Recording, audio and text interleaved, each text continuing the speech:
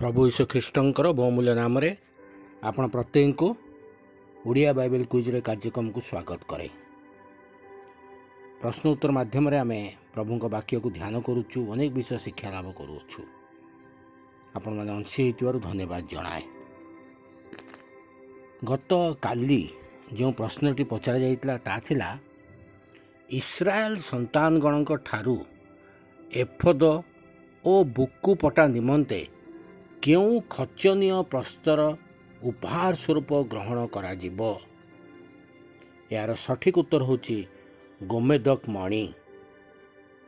यात्रा पुस्तक 25 पर्व 7 पदरे आपण माने उत्तरटी पाई परिबे।